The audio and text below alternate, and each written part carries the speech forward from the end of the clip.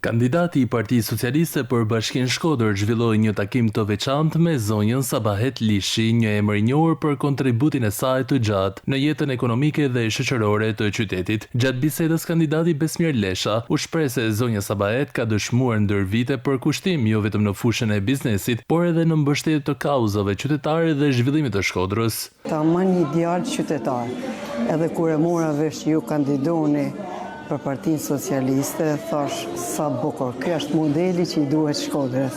Ky është modeli që i duhet parlamentit tonë. Dhe vlerësoj shumë edhe konsideratën, edhe më motivoni edhe më shumë me kanë në qoftë se ka hapësi edhe më i mirë ka shi qytetarëve të Shkodrës, se realisht i kena të mirë dhe është qytet me çdo të mirë që i ka dhënë edhe Zoti, po edhe njerëz që janë. Takimet të tilla reflektojnë frymën e bashkëpunimit dhe respektit që po ndërtohet me të gjithë aktorët e rëndësishëm të komunitetit në funksion të një të ardhmeje më të mirë për Shkodrën.